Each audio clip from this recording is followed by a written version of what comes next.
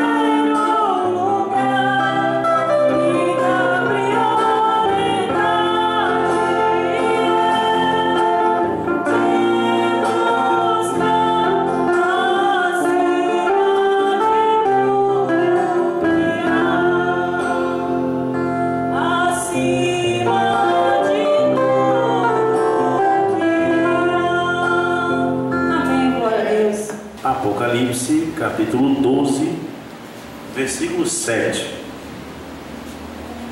E houve guerra no céu. Miguel e os seus anjos lutaram contra o dragão. E lutou o dragão e os seus anjos, e não prevaleceram, nem o seu lugar se achou mais no céu. E o grande dragão foi lançado fora, aquela antiga serpente chamada de Diabo e Satanás, que engana todo mundo.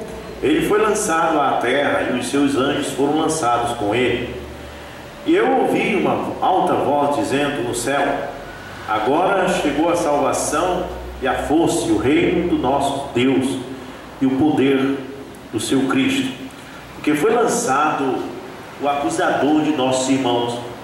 Está abatido o que os acusava de dia e noite diante de nosso Deus.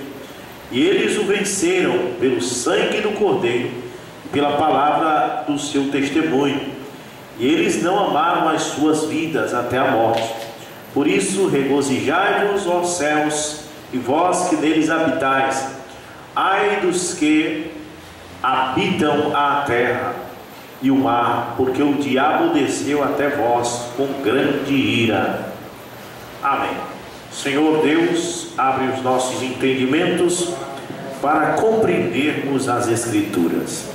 Abençoa teus filhos que nessa noite ouvem tua palavra, e aqueles que ouvem através do canal também abençoa, no nome de Jesus Cristo. Amém. Graças a Deus. Bom, quero começar uma série, titulado A Semente da Serpente. Amém? A gente vai trazer a primeira parte, depois a segunda, e a gente vai indo, porque é um assunto longo. E se a gente faz isso só num sermão, a gente tem que resumir, resumo dos resumos. Termina que as pessoas não compreendem, porque não foi bem explicado. Então por isso tem que ser várias séries para ser bem explicado. Quero que vocês prestem bem atenção, porque eu vou trazer a primeira parte hoje. Eu vou viajar, não vou estar aqui, mas na terça-feira eu trago a segunda parte. Então, se quando você era mundano, você gostava de acompanhar a novela e não perder nenhum capítulo para ver o que ia acontecer, agora que você é cristão, você deve acompanhar todos os cultos para você ver no que vai terminar isso, no que vai dar e aprender alguma coisa de Deus. Amém? E, bom, o Bruno pegou a mensagem Semente da Serpente. O que ele disse nessa mensagem? Isso tem causado muita polêmica, Os teólogos já nem discutem mais com a gente sobre o batismo em nome de Jesus, sobre a Trindade, que eles creem que Deus é 3 pessoas distintas, mas eles já estão preocupados em derrubar a doutrina da semente da serpente. E eu não sei vocês, mas eu, pessoalmente, eu tenho um entendimento tão grande, eu compreendi, porque quando você compreende uma coisa, você fica tão feliz, e eu compreendi tanto a questão da semente da serpente, que às vezes a gente quer explicar como é e não consegue, mas a gente entende de uma forma que é maravilhoso. E quando a gente vê a versão dos teólogos, a gente vê que não tem lógica. E a versão do irmão Brana parece coisa de louco, mas não tem outro jeito, não é o que o irmão Brana disse, Amém? Bom, irmãos, a semente da serpente. As palavras que eu tenho nessa noite, nós vamos começar falando sobre Satanás e Jesus no Éden, para compreender a doutrina da semente da serpente, que é o que o irmão Brano ensinou. Quais são os pontos da doutrina da semente da serpente? Primeiro, o irmão Brano diz: Caim era do maligno, Depois, Eva ficou grávida da serpente. Agora, quando a gente fala isso, meu Deus, é um Deus nos acuda dos denominacionais, principalmente a mensagem vai para a internet. Mas sempre há aquelas pessoas que estão interessadas no assunto, por mais que pareça ridículo, mas estão interessados. É como a ida do homem na Lua em 1969. As pessoas, muitas delas, não querem saber, elas querem uma resposta, e quando elas têm a resposta, elas ficam satisfeitas. Pergunta para a NASA: o homem foi à Lua ou não foi? A NASA responde: fomos, nós fomos na Lua em 1969. Bom, pronto, eles ficam satisfeitos, a NASA respondeu que foi na Lua e pronto. Mas existe aquela outra ala de pessoas que isso não satisfaz a sua pergunta. Amém? Tá, aí vem aqueles que estão interessados na verdade. Os que não estão interessados na verdade, não, eu vou acreditar que o homem foi na Lua e pronto. Mas aqueles que estão interessados na verdade, mas espera aí, se foram na Lua em 69, que a tecnologia era bem inferior que hoje, por que não estão continuando a ir? Entendeu? As pessoas que estão a fim de conhecer a verdade, eles indagam. Porque se foram, por que não foram mais? Né?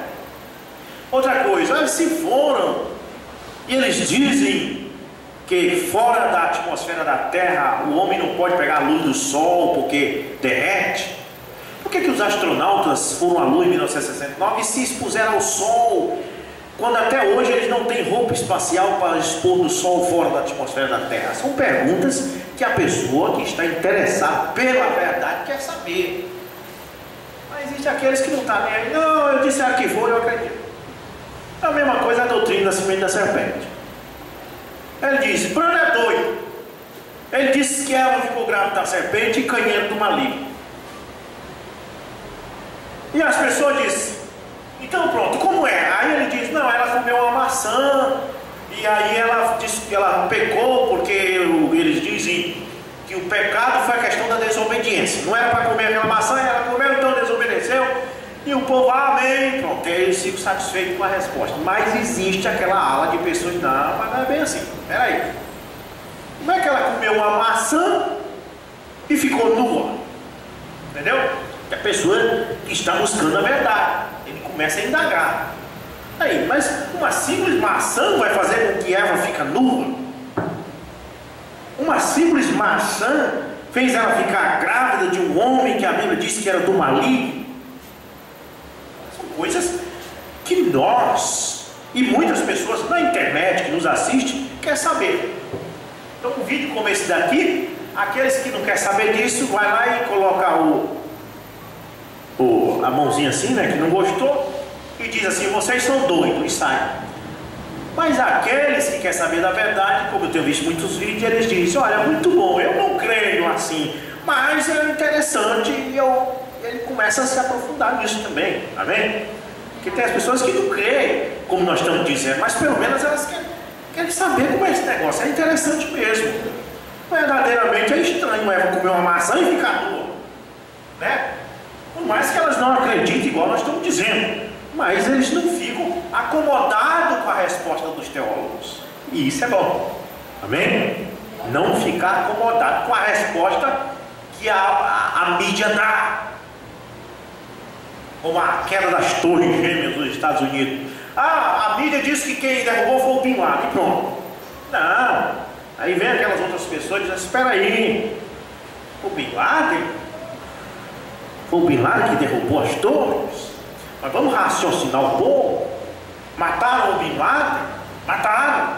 E por que deram fim nele 6 horas da manhã? Mataram ele 3 horas da madrugada e 6 horas da manhã já deram fim no corpo do homem. Um homem tão procurado, que pressa foi essa? Sempre há as pessoas que querem indagar, não é assim não. Aqueles que não acharam o Bin Laden lá no Afeganistão, 3 horas da manhã, ele reagiu, mataram ele e jogaram o corpo dele no mar 6 horas da manhã. Aí. Mas só que aqueles que querem saber da verdade, não, está estranho esse negócio. Um homem que há 10 anos os Estados Unidos e o mundo todo procurou, e mataram o homem 3 horas da manhã, e 6 horas já deram fim no corpo. As pessoas começam a indagar: será que não tem falcatrua por trás disso? E quando elas começam a indagar, perguntar, elas conseguem descobrir muita coisa.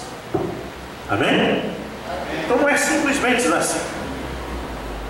Então é para essas pessoas que nós estamos fazendo esses vídeos. Para pessoas que estão interessadas em saber da verdade e não ficar só no que a mídia diz, no que os teólogos dizem. Amém? Mas aprofundar-se, procurar descobrir a coisa certa, uma coisa que possa responder aquilo que está lá dentro. Amém? Não é ficar acomodado com a resposta que se dá e pronto. Então é para essas pessoas que sempre tem, que não são obrigados a crer, mas elas estão analisando e vendo o que esse povo pensa, o que eles pregam, como é que é isso. Então para essas pessoas é que é este vídeo. Então, para começar, nós vamos pregar a nossa convicção. A nossa convicção não é obrigar as pessoas a acreditar, mas é o que a gente acredita. Não adianta o teólogo apresentar aquele padrão que eles têm da maçã que nós não cremos, nós não aceitamos isso porque nós já viemos de lá, nós já viemos da maçã e nós não vamos voltar para a maçã. Amém? Já vi teólogo querendo conversar comigo para tentar fazer eu voltar para a Trindade. Não tem como, irmão. Eu estou num patamar que eu não desço mais. O teólogo é que tem que ir para onde eu estou. Amém? Porque nós já viemos da Trindade. É estranho a gente voltar. Amém? Nós estamos querendo ir para frente, não para trás. Amém? Muito bem. Então, eu vou, para começar, dizer para vocês o que é Satanás. Satanás, eu tenho pregado muito que Deus não é pessoa, provando isso em João capítulo 4, verso 24. Jesus diz: Deus é Espírito. Amém? Importa que seus adoradores o adorem em espírito e em verdade. Então o nosso Deus, o Criador, o Deus do Rubens, o Deus de vocês, o Deus do mundo todo, Ele é Deus até de Satanás, porque foi Ele que fez o Lúcifer. Esse Deus é um espírito, não é um velhinho, como o catolicismo diz, não. Amém? É um espírito e é santo. Se você quiser ver Ele, você tem que olhar para Jesus, porque Jesus é a imagem deste Deus, espírito. E Satanás? Vocês acham que Satanás é um homem? Não. Satanás também é um espírito. Deixa eu dizer uma coisa para vocês.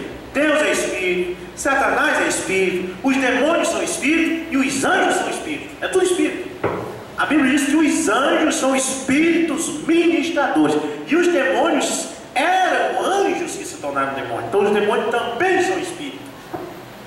Então é tudo espírito. Deus é espírito, Satanás é espírito, os demônios são espíritos, os anjos são espíritos.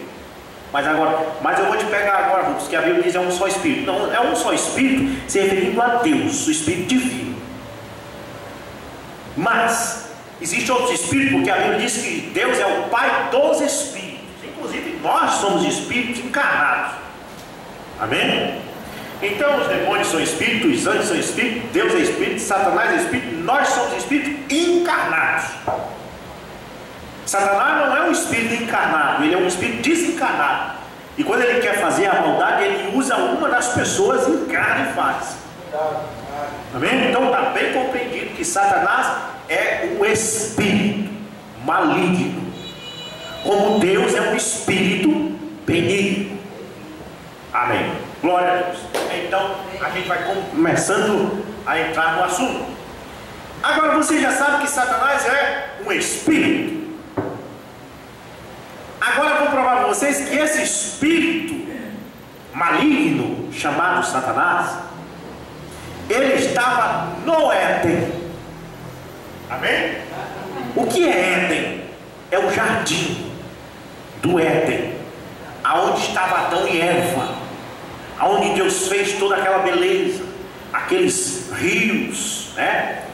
Olha, 4 rios e aquelas árvores, aquela beleza que o mundo é.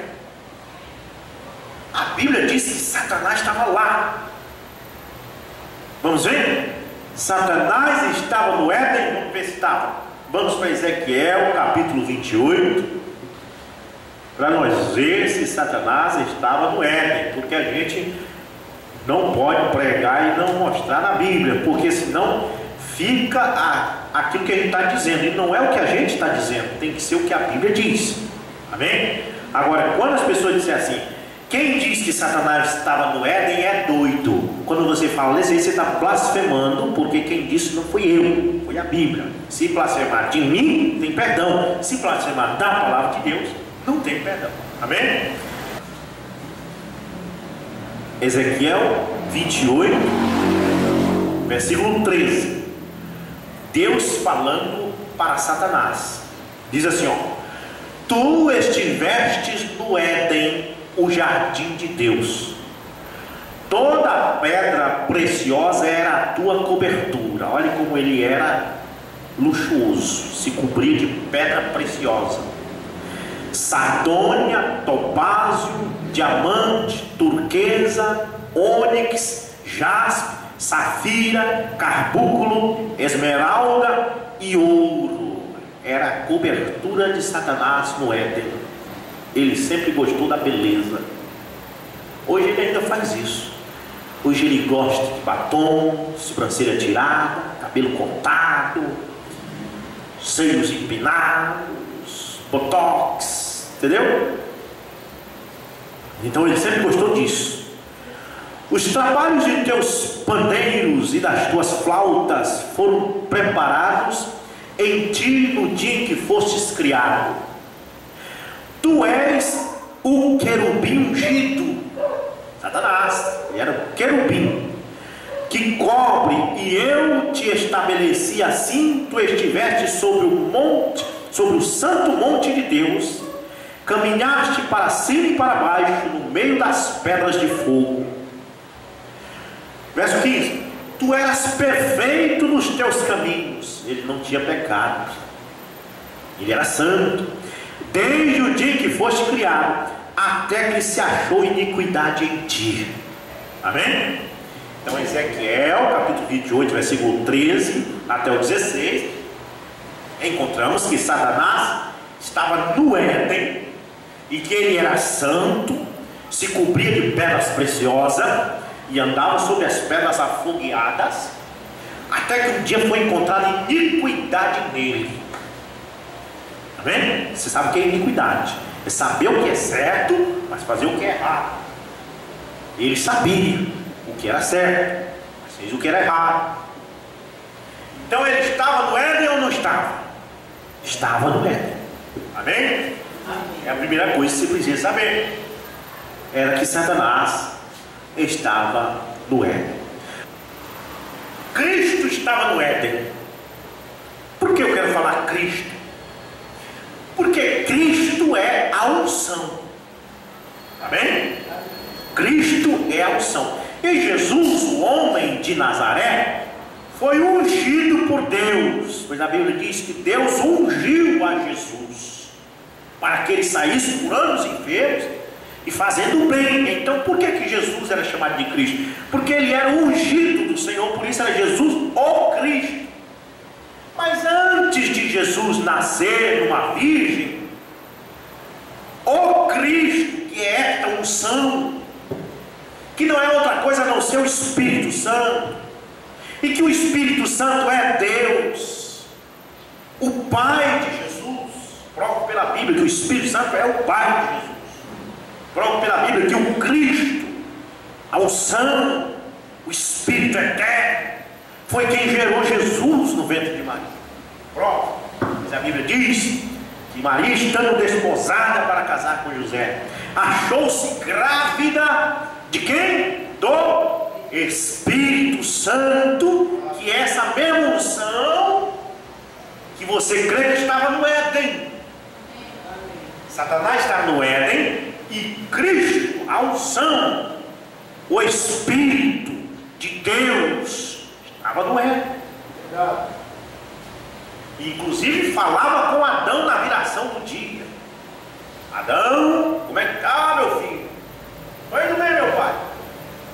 O Espírito Santo conversava com Adão. Cristo, a unção. Espírito Santo tinha para usar Adão. Jesus ainda não estava ali, na forma de homem. Amém? Por isso Paulo vem dizer depois que Jesus é o segundo Adão, porque o primeiro Adão Satanás derrubou. O primeiro corpo que Deus criou, o primeiro corpo que o Espírito, que a unção, que o Cristo ungiu para habitar, foi derrubado. Agora o Cristo precisava de um outro corpo, e Ele fez esse corpo chamado Jesus para habitar para sempre. Porque o Cristo, o Deus eterno, o Espírito Santo, não é pessoa. Esse negócio de pessoa é a invenção do Papa. Amém? É Espírito. E precisa de um corpo para habitar. E então para isso Ele levantou Jesus de Nazaré. Muito bem. Então esse Cristo estava no Éden, em Apocalipse capítulo 22, versículo 2, podemos ler? No meio da sua rua e em cada lado do rio havia a árvore da vida, produzindo 12 tipos de frutos, e dava o seu fruto todo mês, e as folhas da árvore era para a cura das nações. Então, esperem, irmãos. Nós encontramos que Jesus estava no Éden, na forma de uma árvore, porque aí que entra agora a confusão na mente das pessoas que não tem revelação sobre isso. Porque a pessoa está com a mente todo tempo carnal. Quando fala assim, ó, Jesus era aquela árvore que estava no Éden, as pessoas não conseguem tirar os galhos e o caule da cabeça. É como a pessoa que está aprendendo a falar inglês. Ele quer falar inglês, mas pensando em português. Ele não consegue. Os professores de inglês dizem: se você quer entender os nativos, você tem que esquecer que você está falando português e pensar em inglês. Amém?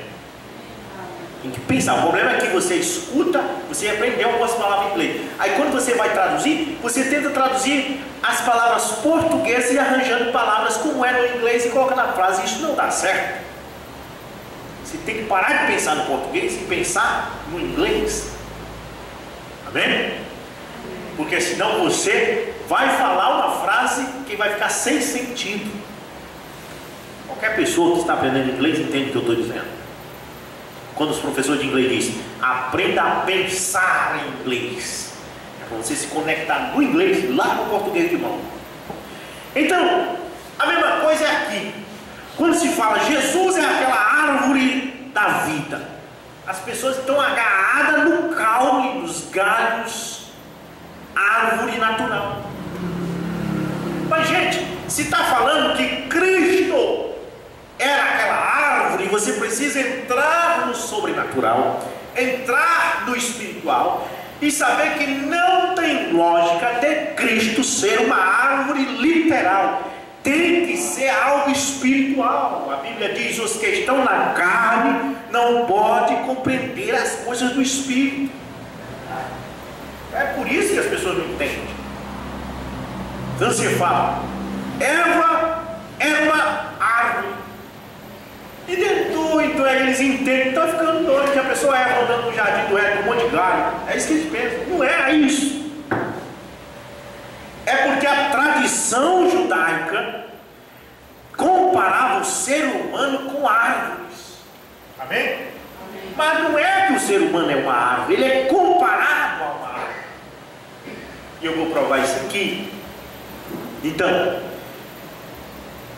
se aquela árvore da vida que estava no Éden era Cristo, então esqueça uma árvore de caule, esqueça uma árvore de galhos, de folhas e flores. Se aquela árvore que estava no jardim do Éden era Cristo, quem estava no jardim do Éden era a unção, o Espírito de Deus que estava ali. Amém? E se a árvore do conhecimento e do do mal era Satanás, e Satanás é um espírito.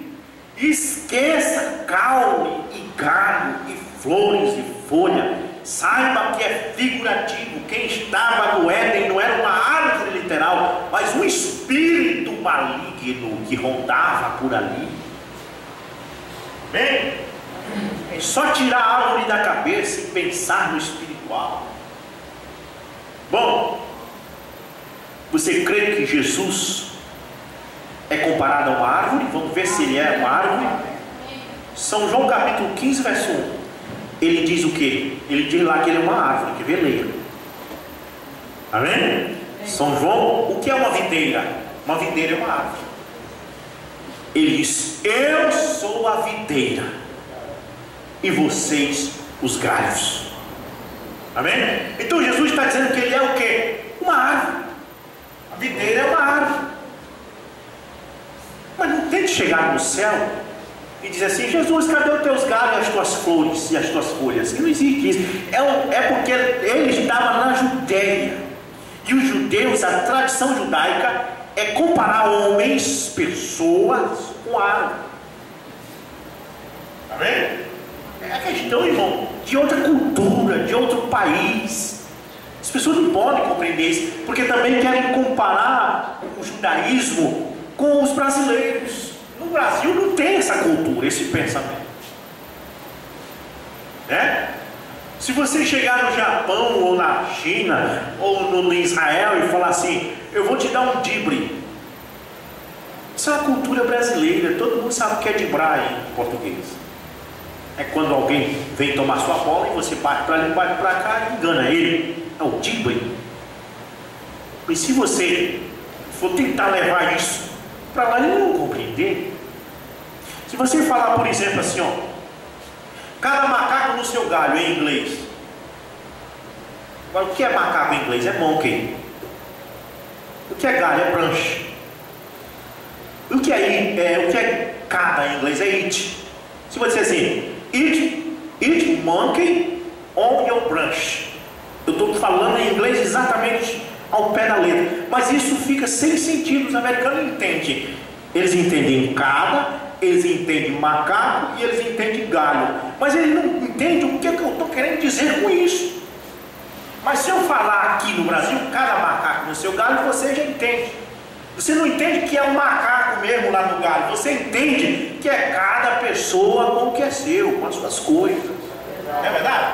Só que a frase, uma pessoa que não entende sobre o significado, o que é cada macaco no seu galho? Ele só pensa no macaquinho lá no galho, é isso que ele pensa. Mas você não. Amém? Se eu fizer a minha casa ali e o Monjão disser assim: irmão, por que você não mora comigo? Eu disse: não, Monjão, é que cada macaco no seu galho. O Monjão entende na hora. Eu falei macaco, falei em galho, mas só que o Monjão entende o que eu estou querendo dizer. Eu estou querendo dizer que cada um na sua casa. É questão de dialeto, de idioma e de cultura. Já na China, se você falar isso, mesmo que você fale em chinês, ele diz: mas o que esse homem está dizendo? Ele só pensa no macaco. Ele só pensa em galho mesmo, literal. Então a tradição judaica é a mesma coisa. Se você vê uma mulher passando na rua lá em Israel e você disser assim: olha que árvore frondosa. Se você falar isso no Brasil, você pensa que é uma árvore, mas eles estão falando de mulher. Amém? É cultura de lá. Isso não tem como aplicar aqui. E a Bíblia foi escrita na cultura hebraica. E quando as pessoas leem, eles pensam só como se fosse cultura brasileira. E nunca vão compreender a Bíblia. Então quando a Bíblia diz: havia duas árvores no Éden, uma estava desta banda do rio, a outra desta banda. As pessoas pensam que é árvore, mas você vai verificar, você vai ver que uma árvore era Cristo e a outra era Satanás. Amém? A noiva, irmão, ela está na álgebra. Se você for observar, observe, porque a álgebra é lá em cima. Por isso que os neoteólogos conseguem chegar onde você está. Amém? Então, Jesus disse que ele era uma árvore. Ele disse: eu sou a videira. Você vai ver que esta árvore é representada também. Jesus é representado numa árvore, Satanás é representado numa árvore, que lá em Juízes capítulo 6, do verso 22 por ali, eles tinham adoração a uma árvore, e a Bíblia chama de bosquinho, mas era uma árvore, que inclusive até hoje eles continuam com essa árvore sendo a árvore de Natal, que representa Satanás. Sempre os homens adoraram Satanás, simbolizado numa árvore, e passa de um país para o outro, muda a cultura, ninguém pergunta para aquilo, ninguém quer saber, eles recebem só a resposta que o pastor diz, que o teólogo diz, e como eu disse no começo, não vão investigar, não quer saber de nada. E esta mensagem é para as pessoas que querem saber. Amém?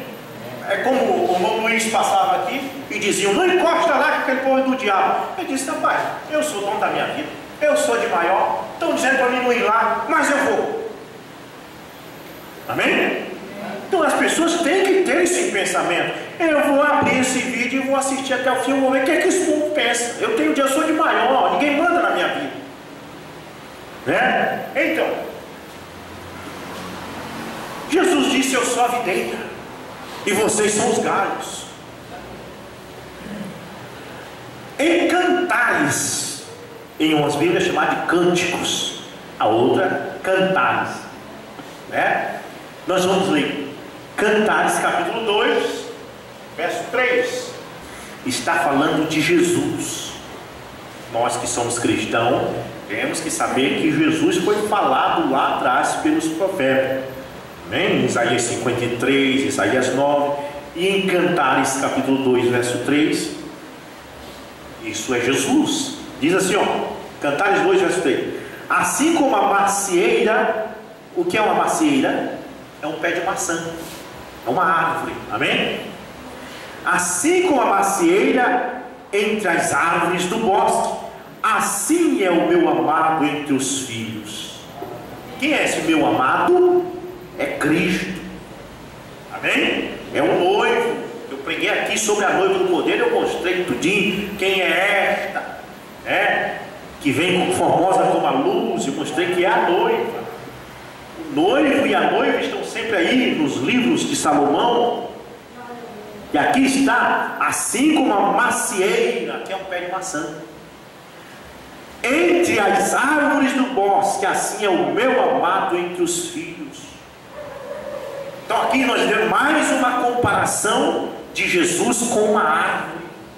Aqui Salomão está comparando Jesus com uma macieira, pé de maçã, amém? E você vai ver que é corretíssimo, porque o pé de maçã ele produz um fruto muito gostoso.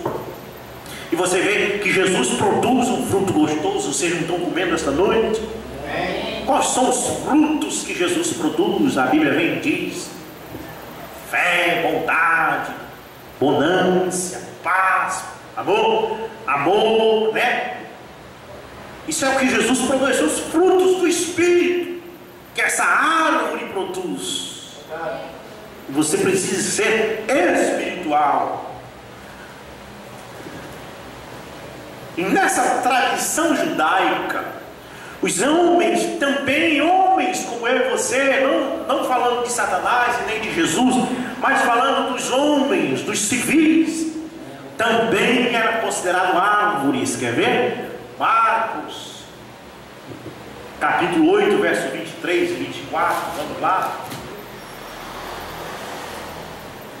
Diz assim, ó: e ele, Jesus, tomou o homem cego pela mão e o levou para fora da aldeia, e ele, cuspindo nos seus olhos e impondo suas mãos sobre ele, perguntou se ele enxergava alguma coisa. Jesus cuspiu nos olhos do cego, colocou as mãos, depois tirou a mão. Está enxergando alguma coisa? E ele, olhando para cima, disse: olha o que o cego disse: eu vejo homens como árvore andando. Olha o cego comparando os homens com árvore.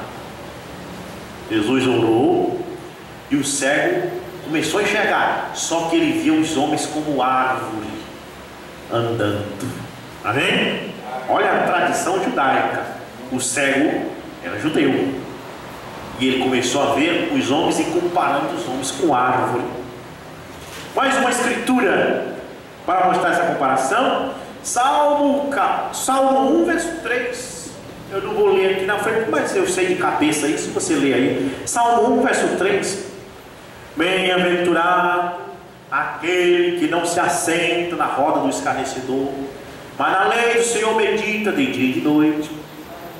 Eles, essas pessoas que fazem isso, são como árvores plantadas junto a ribeiros, que dão fruto na sua própria estação.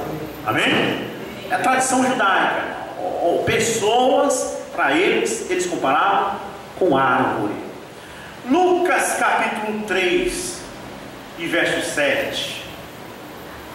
Mais uma comparação. João Batista pregava o evangelho dentro do Rio Jordão, e olha o que ele pregava. E então ele, João Batista, dizia para quem? A Bíblia diz, ele dizia para a multidão. Amém? Ele dizia à multidão que vinha para ser batizado. Olha o que ele dizia para eles: ó geração de víbora, quem vos advertiu para fugir da ira vindoura? Produzi, pois, frutos dignos. Ele olhou assim para a multidão e começou a mandar a multidão produzir fruto. Quem produz fruto é a árvore. Amém? Produzir frutos dignos de arrependimento, e não comecei a dizer dentro de vós mesmos, nós temos Abraão por nosso pai, como ele diz hoje. Você diz que estou errado, ele já tem Jesus desde que nasceu. Então, João Batista dizia: porque eu vos digo que destas pedras Deus pode levantar filhos para Abraão. Verso 9, olha o que ele dizia para a multidão: e também agora está posto o machado à raiz das árvores. Toda árvore, portanto, que não produzir bom fruto é cortada e lançada no fogo. Você acha que ele está falando para quem? Para a árvore mesmo ou para as pessoas? Para as pessoas. Ele está dizendo que as pessoas que não produzirem fruto do cristianismo iam ser cortadas e lançadas no fogo. Onde é esse fogo? No inferno. João Batista está chamando as pessoas de árvore. Por quê? Por causa da tradição judaica. Ele nasceu e se criou sabendo que árvore é pessoa. Amém? Por isso ele pregava assim: a árvore que não produzir bom fruto será cortada e lançada no fogo. Ele não está falando de árvore lá do campo, de árvore lá da floresta, está falando das pessoas. Amém? Bota isso na mente. Tira a árvore natural da cabeça, porque senão não compreende a doutrina da semente da serpente. Aí fica dizendo que o Rombrando é doido, né? Mas se você compreender isso aí, você vai ver que o Rombrando está certo. Quando nós chegamos aqui, o Rombrando já está aqui. Quando nós chegamos onde ele está, ele já está mais para frente. É como a boia da caixa d'água. Amém? Ninguém, nenhum teólogo da terra, nenhuma universidade, nenhum seminário pode chegar no patamar do profeta. Porque o profeta foi chamado a um nível mais acima.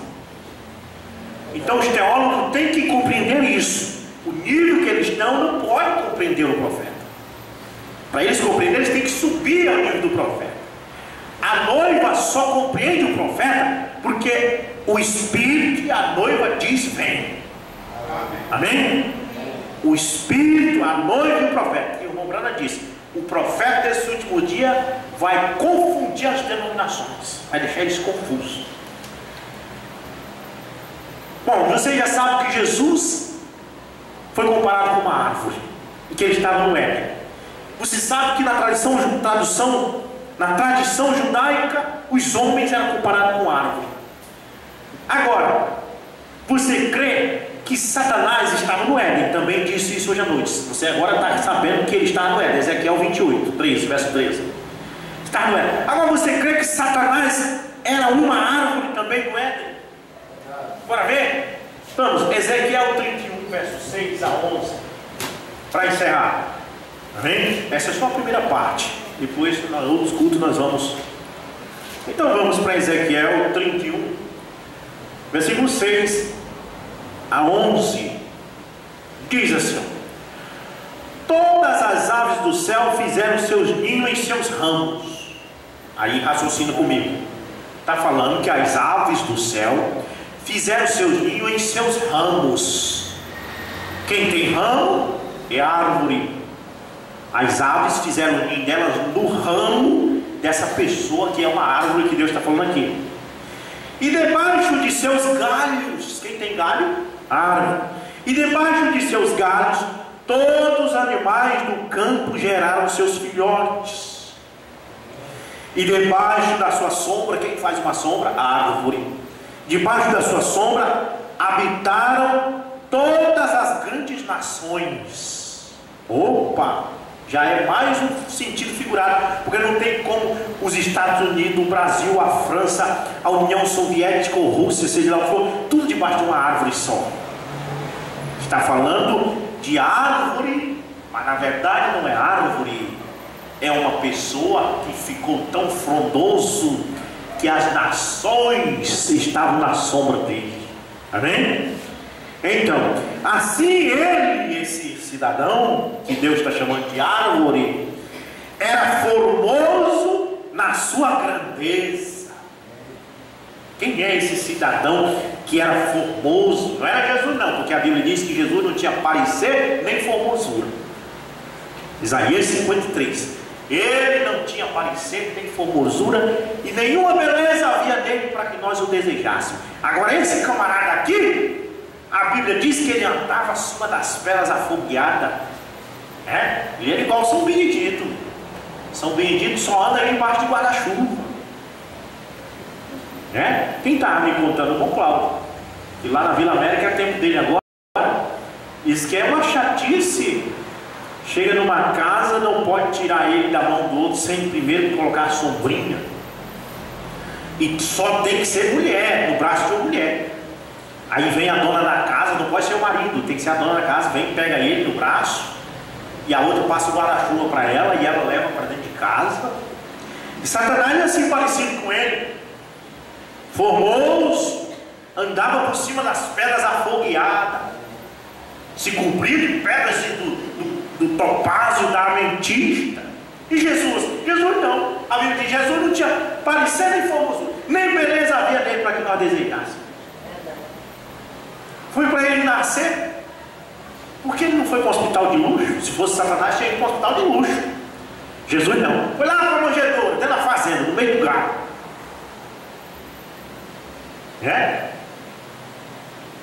Veja como Satanás e Jesus é bem diferente. Satanás está nas paredes das igrejas com um monte de luz ao redor dele, vestido em mantos, em camisas, em capas e tudo mais, e orelhazinha na cabeça para dizer que é santo. Jesus não. Jesus deu na manjedoura, os 3 remários vieram ver ele. Chegou lá, não tinha parecendo em formosura, um menino dentro de uma gamela lá, forrado com umas palhas, enrolado num pano que talvez foi até mesmo a manta de um cavalo que ela pegou por ali para enrolar o menino, e ele lá chorando como uma criança. E era o Rei dos Reis, o Deus do universo, escondido em simplicidade. Mas Satanás não. Satanás, ele é filho. O bicho é nojento. Mas muito bem. Assim ele era formoso na sua grandeza, na extensão dos seus ramos. Ele tinha ramos, porque ele é uma árvore. Porque a sua raiz, a árvore tem raiz, não tem? Pois bem, a sua raiz estava junto às grandes águas. Ele está enraizado nas grandes águas. Que são águas na Bíblia? Populações. Olha onde Satanás está enraizado, nas grandes populações. Ele não está aqui não, graças a Deus, porque aqui não tem grande população. Amém? Amém. Quem está enraizado nas pequenas águas é Cristo. Ele diz, onde tiver 2 ou 3, eu estou lá no meio deles. Amém. Jesus não é chato não. Jesus é humilde. Não precisa um estádio cheio de milhares de pessoas para Jesus estar lá. Não, isso aí é Satanás. Satanás é que gosta. Jesus não, ele disse, Jesus disse, no culto da quinta-feira eu estou lá. Amém? Oh, mas o nosso guitarrista está começando, Jesus. Não, mas ele está bom, esse é que eu gosto. As nossas irmãs cantam e erram, é dessa que eu gosto. Dessas simplesinhas mesmo. Mas as irmãs lá, Jesus, nesse culto de quinta-feira que tu vai, não usa batom. Pois é, essa aqui tá bonita para mim. Tá vendo? E o pregador, esse pregador que vai pregar quinta-feira lá, nunca fez um curso de teologia, o bicho é burro, ignorante. Se você for de dia lá de tarde, ele está todo sujo de massa lá. Em vez dele pagar o ajudante de pedreiro, ele está ajudando. Aí Jesus, é desse que eu gosto. Amém. Jesus não é chato. Jesus não é orgulhoso. Mas Satanás não. O troço é nojento. Tanto ele como os auxiliares dele. São Benedito? São Benedito não anda no braço de macho, não. Tem que ser mulher. De sombrinha. Moça, será que eu vou para a cadeia por causa disso? Um dia que o Bragança estava querendo prender um rapaz, será disso? Vou pensar, se eu editar a mensagem eu tiro isso, mas eu estou mostrando como as coisas de Satanás é chata e as de Deus é humilde. Amém? E nós preferimos esse Jesus humilde. Amém. Nós e Jesus somos tudo assim, a mesma coisa. Amém? Muito bem. Assim era formoso na sua grandeza, falando de Satanás ainda, na extensão dos seus ramos, porque as suas raízes estavam junto às grandes águas, muita gente. Os cedros do jardim de Deus, onde ele estava? No jardim de Deus. O que é cedro? Uma árvore também, né? Então, os cedros no jardim de Deus não podiam esconder as árvores de cipreste, não eram como seus galhos, ou seja, nenhuma outra pessoa, nenhuma outra árvore era como ele. Entende? Ele era frondoso. Nenhum cipreste, nenhum cedro do jardim era frondoso como ele. E as castanheiras não eram como seus galhos. Nem nenhuma árvore no jardim de Deus era como ele em sua beleza. Está vendo como essa árvore chamada Satanás era formosa, grande, poderosa, e ele estava enraizado nas árvores. A raiz da árvore faz o quê? Suga a água, né? Ela está ali para sugar a água para dar vida. E ele estava sugando a água da onde? Não de poucas águas, a Bíblia diz de grandes águas. E a Bíblia diz águas na Bíblia são populações. Então ele estava sugando de grandes populações, né? Dando envelope para aquelas grandes populações. Manda 500, manda 1000, manda 2000. Carro forte lá fora. O culto termina, tem que ser um carro forte para levar o dinheiro. Você já viu isso? Você vai na internet. O culto deles termina, carro forte vem buscar. Para você ter ideia, quer tanto dinheiro que não é como nós, que eu mandar o dízimo, mas eu boto no bolso e ele mesmo leva, porque está aqui no bolso aqui. Mas é um dinheirinho abençoado. É pouco, mas com Deus é muito. Mas ele não. Ele estava enraizado, sugando a sua riqueza, sugando a sua força de muitas e grandes águas. E João diz: as águas são populações e povos e nações e línguas. Amém, irmãos? Nessa noite eu encerro aqui 9 horas essa primeira parte, para nós compreender sobre a doutrina da semente da serpente. Hoje nós aprendemos o que? Resumo rápido. Que Jesus estava no Éden e que Jesus era uma árvore. Que Satanás estava no Éden e que Satanás era uma árvore. E que as pessoas também são comparadas a árvores na tradição judaica. Amém? Só isso que eu quero que vocês guardem, no nome de Jesus. Vamos ficar de pé e vamos falar com Deus. Bondoso Pai Celestial, essas coisas são coisas que só é para a tua noiva. Só os filhos de Deus podem compreender isso. Abençoa os teus filhos, Senhor. Enche-os da tua riqueza, da tua graça. Não permita, meu Deus, que ninguém aqui venha fracassar na fé, mas possam prosseguir, Senhor, nesta fé inabalável em Cristo Jesus. Senhor, que esse tema que começamos hoje possa trazer-nos cada vez mais o conhecimento de Deus. No nome de Jesus Cristo, leva o teu povo em paz dos seus lares. Amém e amém. Que Deus em Cristo nos acompanhe, nos abençoe. Nós nos veremos. Vai ter culto normal aqui, eu vou estar viajando, mas na terça a gente continua esse assunto. Venham todos assistir. No nome de Jesus Cristo.